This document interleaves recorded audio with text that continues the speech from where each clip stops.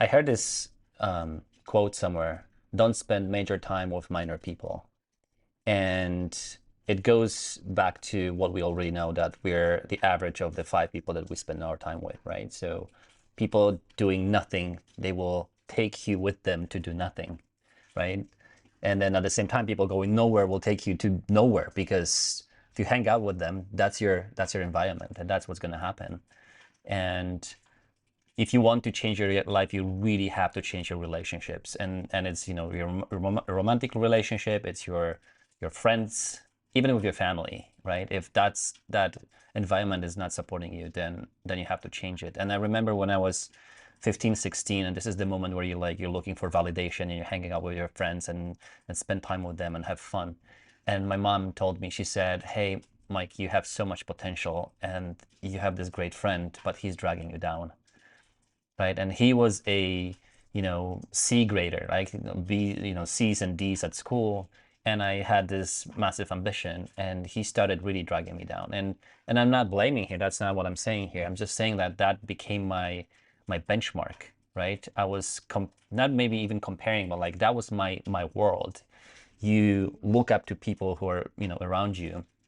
And so if you start hanging out with people who are, C and D students, you will get C's and D's, because the environment will create, a conditions in which, a system to get a C and D.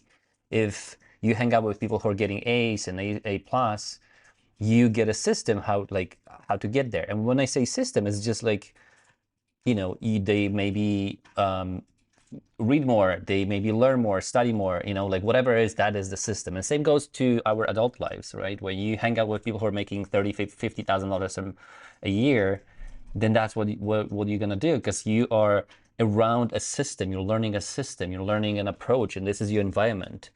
And not only that, but it also kind of shows you what's possible, right? And if you're capping your potential to $50,000 per year, then that's going to be your reality, because you are creating your reality through the decisions. And if you're not looking behind, or besides that and behind, like, what's possible above it, then you're not giving your brain even a chance to think about a solution on how to get there, right? You're not asking yourself a question like, what if I did, earn more?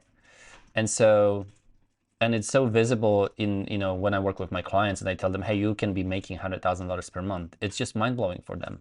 And for a lot of them, it's just so out and so far that they can't believe they can pull this off. And it's my job to help them get there from a mindset perspective and business perspective. But what's interesting about the brain as well is that our brains don't really see a difference between a question of how do I make $5,000 and a question of how do I make $50,000 or how do I make $5 million. From a purely biological, chemical, energetic expenditure perspective, your brain will try to find a solution to a question. So your your brain doesn't care what the question is, right? It's the same effort, it's just a different outcome of it, right? So it's important for you that you ask better questions, and change your environment, and stop expecting a different life with the same inputs. Um, because I think it was Einstein, right, who said that if it's insanity if you keep doing the same thing and expect a different result. So ask the right question, change the environment, and that will change where you are. And you just have to start, looking elsewhere. And it might be hard. It might be hard to say goodbye to your friends. It might be you don't have to cut, and burn the bridges completely, but you just might limit how much time you spend with them. It's important how much you put in your head, and then it's important to elevate your benchmarks.